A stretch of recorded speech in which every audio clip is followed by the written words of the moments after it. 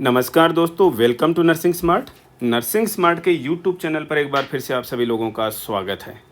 दोस्तों, आज के इस वीडियो में हम स्टडी करेंगे कल जो हमने एक टेस्ट पेपर रखा था 5 क्वेश्चंस का, उसका सलूशन स्टडी करेंगे दोस्तों हम इस पेपर के अंदर आज के इस वीडियो के अंदर।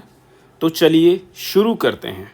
दोस्तों, पहला क्वेश्चन है, a patient with neutropenia has an absolute neutrophil count of 900। What is the patients risk of infection. दोस्तों, यहाँ पर हम सबसे पहले देखेंगे कि ये जो टर्म आया है न्यूट्रोपीनिया, इसका मीनिंग क्या है। दोस्तों, न्यूट्रो टर्म जब आता है और पीनिया जब लगा हुआ, तो पीनिया का मीनिंग तो होता है दोस्तों, कहीं पर भी पीनिया लगाओ इसका मतलब लैक ऑफ। किसका लैक ऑफ? न्यूट्रो का मतलब, अब हम तो मतलब निकालते हैं दोस्तों। किसी भी चीज़ को याद रखने के लिए हम उसका मीनिंग स्टडी करते हैं, किसी भी तरीके से याद रखने की कोशिश करते हैं। न्यूट्रो का एक मीनिंग हमें समझ में आ रहा है कि कहीं ये न्यूट्रॉन तो नहीं है, या दूसरा है दोस्तों न्यूट्रोफिल तो नहीं है। दो ही चीज़ों में कन्फ्यूजन हो सकता है, एक तो न्यूट्रॉन और न्यूट्रोफिल। दोस्तों, न्यूट्रॉन की कभी कोई कमी थोड़ी ना हो सकती है दोस्तों, ये एटम का पार्ट है, तो न्यूट्रॉन की कभी कमी नहीं हो सकती अगर कोई एटम बना हुआ है तो किसी चीज़ से, तो ये तो कतई हो ही नहीं सकता। तो टर्म क्या है दोस्तों यहाँ पर? न्यूट्रोफिल। तो न्यूट्रोपीनिया का मतलब क्या हुआ? Lack of neutrophil. ये तो क्लियर है पहली चीज़। अब ये न्यूट्रोफिल्स एक्चुअल में होती क्या हैं, थोड़ा सा इसके बारे में स्टडी कर लेते हैं। दोस्तों, हम यहाँ पर देखेंगे कि एक्चुअल में न्यूट्रोफिल्स क्या होती हैं। छोटी छोटी चीज़ों से दोस्तों, न्यूट्रोफिल्स जो हैं वो एक तरीके की डब्ल्यूबीसीज हैं। डब्ल्यूबीसीज भी दोस्तों दो तरीके की होती हैं, एक ग्रेन्युलोसाइट्स होती हैं, दूसरी एग्रेन्युलोसाइट्स होती हैं। एग्रेन्युलोसाइट्स होती हैं दोस्तों।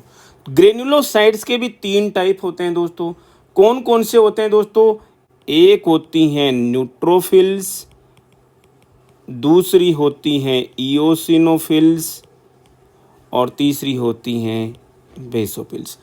तो न्यूट्रोफिल्स जो हैं वो एक तरीके की डब्ल्यूबीसीज हैं, और डब्ल्यूबीसीज में भी क्या हैं दोस्तों? ये ग्रेन्युलोसाइट्स हैं। अब दूसरी चीज़ हमें क्या दिमाग में रखनी है न्यूट्रोफिल्स से रिलेटेड? न्यूट्रोफिल्स ही हैं जब कभी बॉडी के अंदर कोई इन्फेक्शन होगा तो सबसे पहले दौड़ करके जाएंगी, सबसे पहले दौड़ करके उस साइट पर पहुंचती हैं और कीमोटैक्सिन्स जो हैं वो रिलीज करती हैं, और ये कीमोटैक्सिन्स जो हैं वहाँ पर और बहुत सारी न्यूट्रोफिल्स को अट्रैक्ट करता है। लेकिन न्यूट्रोफिल्स साइट पर कैसे पहुँचती हैं दोस्तों, एक और क्वेश्चन मैंने आपको ऑलरेडी डिस्कस किया हुआ है, यहाँ पर मैं आपको रिकॉल करा दूँ। न्यूट्रोफिल्स ब्लड वेसल से कैसे बाहर निकलती हैं, कैपिलरीज से कैसे बाहर निकलती हैं दोस्तों? पैरों से चल करके। मैं इसे मजाक में बताता हूँ दोस्तों, पैरों से चल करके। और इस मेथड को क्या कहते हैं? डायपिडेसिस। यानी वो स्क्वीज होकर के, यानी ऐसे जैसे किसी कोई छोटे से स्पेस से नहीं निकलते अपनी बॉडी को सिकोड़ते हुए, इस तरीके से अफेक्टेड एरिया में वो पहुंचती हैं, डायपिडेसिस। और डायपिडेसिस का एग्जाम्स के अंदर कई बार क्वेश्चन आया था। डायपिडेसिस का मतलब क्या है? इसको बोलते हैं दोस्तों हम ल्यूकोसाइट एक्स्ट्रावेजेशन। ल्यूकोसाइट्स एक्स्ट्रावेजेशन।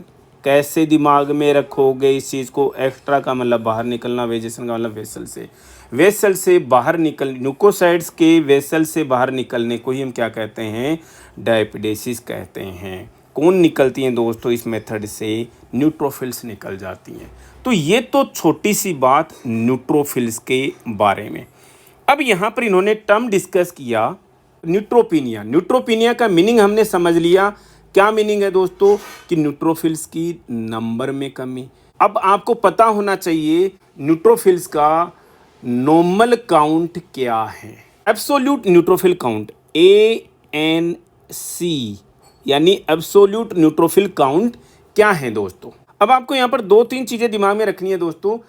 अब नॉर्मल एब्सोल्यूट न्यूट्रोफिल काउंट क्या है दोस्तों इसका, तो आपको पता होना चाहिए। अगर ये काउंट जो है 1500 से ज़्यादा है, 1500 क्या दोस्तों, पर क्यूबिक मिलीमीटर ब्लड में अगर न्यूट्रोफिल काउंट जो है वो 1500 से ज़्यादा है तो हम इसे बोलेंगे नॉर्मल।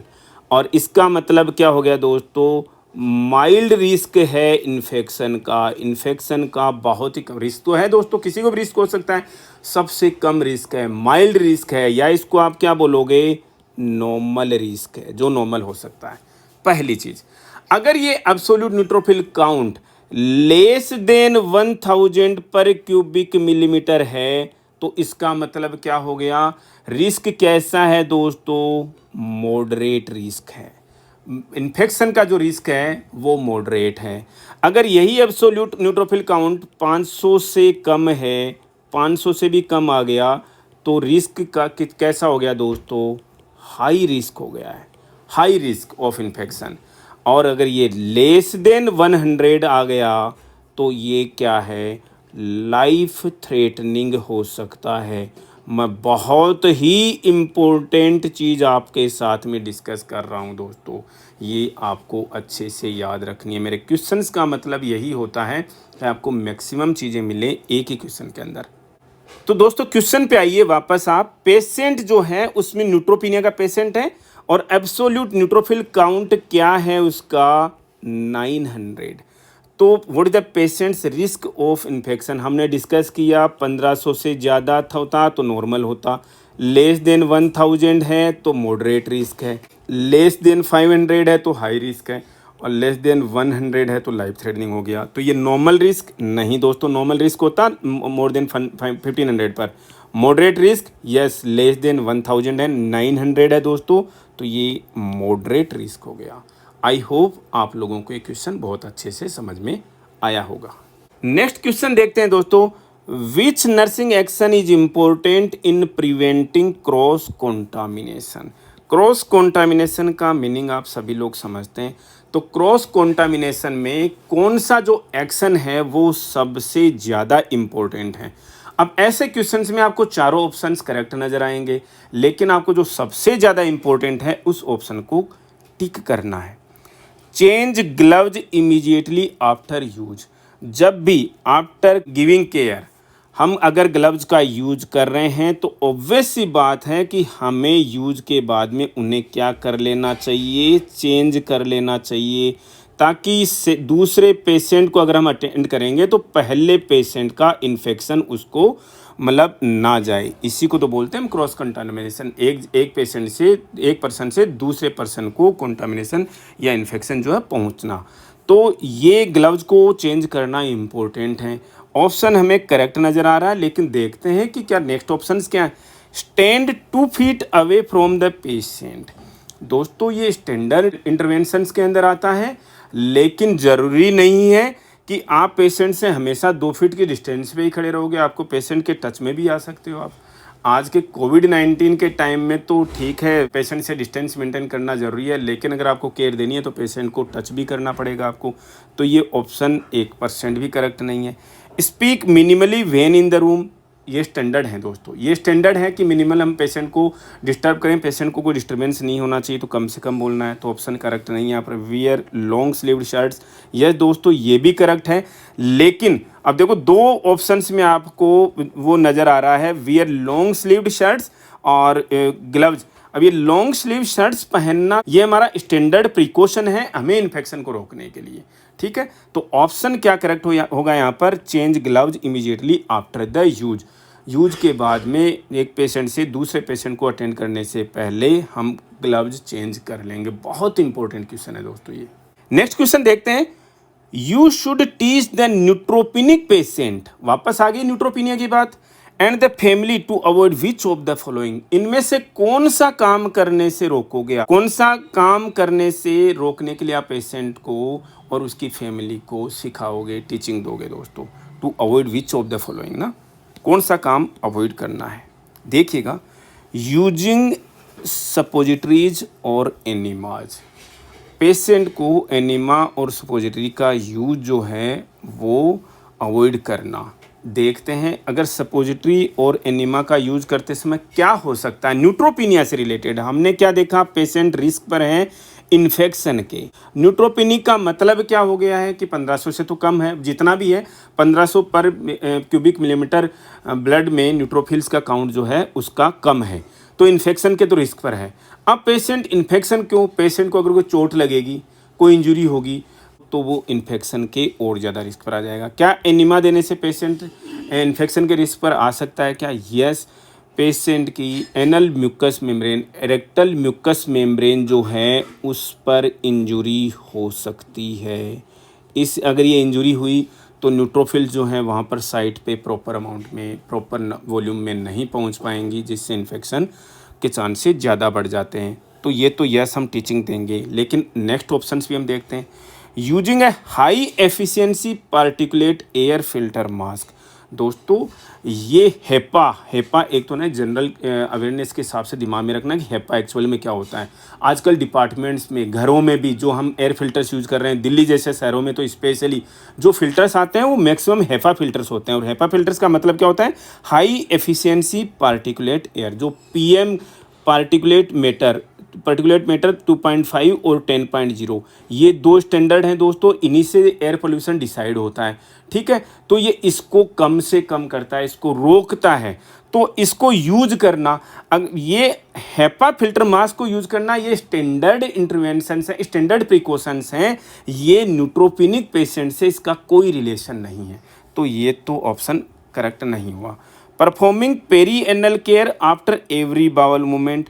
दोस्तों ये भी स्टैंडर्ड है। ऑब्वियस सी बात है कि पेशेंट को, कि हर किसी को, तो जनरल पर्सन के लिए भी बात है, पेरी एनल केयर होनी चाहिए हर एक बाउल मूवमेंट के बाद में, तो ये भी ऑप्शन करेक्ट नहीं है। Performing oral care after every meal, ये भी स्टैंडर्ड है दोस्तों। तो इनमें सब में सुपोजिटरीज और एनिमा का यूज जो है वो अवॉइड करना जो है वो सबसे ज़्यादा इम्पोर्टेंट है। किन पेशेंट्स में? जो पेशेंट न्यूट्रोपिनिक है। तो correct option is A. Next question देखते हैं। You should remind family members who are visiting a patient with granulocytopenia to. आपको पेशेंट के फैमिली मेंबर्स को ग्रेन्युलोसाइटोपिनिक पेशेंट को विजिट करने से पहले क्या रिमाइंड कराना चाहिए? अब ये ग्रेन्युलोसाइटोपिनिया क्या चीज़ है? पीनिया का मतलब दोस्तों लैक ऑफ, किसका लैक ऑफ? ग्रेन्युलोसाइटो का मतलब ग्रेन्युलोसाइट्स। और ग्रेन्युलोसाइट्स में दोस्तों क्या आती हैं? सबसे मेन क्या आ जाती हैं? वही कौन? Neutrophils. Yes, it means this the patient of न्यूट्रोपिनिया। तो न्यूट्रोपिनिया के पेशेंट को विजिट करने से पहले फैमिली मेंबर्स को आप क्या टीच करोगे, क्या टीचिंग दोगे? ऑप्शंस देखते हैं। Visit only if they do not have a cold. Yes, correct चीज़ है दोस्तों। अगर फैमिली मेंबर्स को कोल्ड है तो पेशेंट को विजिट नहीं करना चाहिए, नॉर्मल चीज़ है दोस्तों। तो ऑप्शन हमें करेक्ट प्रतीत हो रहा है, लेकिन हम देखते हैं अदर ऑप्शंस भी। वॉश देयर हैंड्स, दोस्तों ये प्राइमरी प्रिकॉशन है, ये मेन प्रिकॉशन है कि आप कोई इन्फेक्शन ले जा करके पेशेंट को ना दें।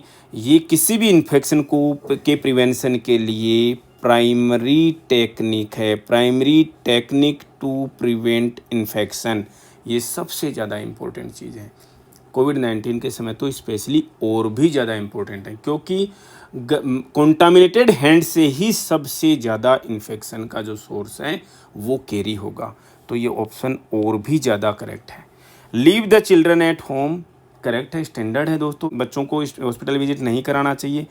Avoid kissing the patient on the lips, yes, standard है दोस्तों। लेकिन यहाँ पर सारे के सारे ऑप्शंस करेक्ट हैं, लेकिन दोस्तों सबसे ज़्यादा प्राइमरी या मेन इम्पोर्टेंट जो आप एडवाइस है पेशेंट को वो यही है कि wash your hands before visiting the patient, क्योंकि आप टच भी करोगे पेशेंट को तो सबसे ज़्यादा आपके इन्फेक्शन कैरी होने के चांसेस हैं। लास्ट क्वेश्चन है दोस्तों। You should remind the unlicensed personnel that which of the following the most important goal in the care of the neutropenic patient in isolation। US जैसे कंट्रीज़ में जिनका registration नहीं हुआ है उन्हें अनलाइसेंस्ड पर्सनल बोलते हैं। हम यहाँ पर जो स्टूडेंट्स हैं उनको इसके अंदर हम कंसिडर कर सकते हैं। अनस्किल्ड, सेमी स्किल्ड जो नर्सिंग ऑर्डरलीज काम कर रहे हैं उनको हम इसके अंदर कंसिडर कर सकते हैं क्वेश्चन को। लेकिन एक भी क्वेश्चन बहुत ज़्यादा इंपॉर्टेंट है दोस्तों। तो आप क्वेश्चन क्या पूछना चाह रहा है एग्जामिनर आपसे कि आप किसी भी अनलाइसेंस्ड पर्सनल को इनमें से कौन सा इम्पोर्टेंट जो है गोल है फॉलो करने के लिए बोलोगे, किस पेशेंट में जो न्यूट्रोपेनिक पेशेंट है और आइसोलेशन के अंदर है। Listening to the patient's feelings of concern, yes patient का कंसर्न, पेशेंट का फियर आपको केयरफुली लिसन करना चाहिए, मैं सुनना चाहिए, पेशेंट को सुनना चाहिए। करेक्ट है दोस्तों, स्टैंडर्ड है। Completing the patient's care in a non hurried manner, obvious सी बात है, जो आप पेशेंट को जो भी कोई केयर दोगे वो जल्दबाजी में नहीं दोगे, ये भी करेक्ट है। Completing all of the patient's care at one time, दोस्तों अब पेशेंट की सारी जो केयर है ये कई मैटर्स में हम इसको बोल सकते हैं कि भी ठीक भी है, कई मैटर्स में ठीक भी नहीं है, तो हम इसके तो यहाँ पर 1% भी करेक्ट प्रतीत नहीं हो रहा। Instructing the patient to dispose of tissues after blowing the nose, yes patient को इंस्ट्रक्शन देना कि आफ्टर नोज ब्लो आप उस टिश्यू को डिस्पोज कर दीजिए, ताकि ना तो आपको इन्फेक्शन हो और ना ही ये इन्फेक्शन जो है वो और कहीं पर कैरी हो। तो the most important correct option is instructing the patient to dispose of tissue after blowing the nose, ये सबसे इम्पोर्टेंट और करेक्ट ऑप्शन है इंस्ट्रक्शन देने के लिए एक न्यूट्रोपेनिक पेशेंट को जो कि आइसोलेशन के अंदर है, और ताकि उसको इन्फेक्शन आगे नहीं हो। थैंक यू दोस्तों, वीडियो देखने के लिए। आप हमारे साथ में ऐसे ही बने रहिए। शाम को एक और पेपर अपडेट होगा 5 से 7 क्वेश्चंस का गूगल फॉर्म्स के ऊपर। मैक्सिमम लोग पार्टिसिपेट कीजिएगा, आपका अपना इवेल्युएशन है, ये कहीं पर भी आपकी काबिलियत का पब्लिक डिस्प्ले नहीं है, इसलिए बेझिझक फेयरलेस होकर के आप पेपर अटेंड कीजिए और बने रहिए नर्सिंग स्मार्ट के साथ। Thank you, thanks a lot.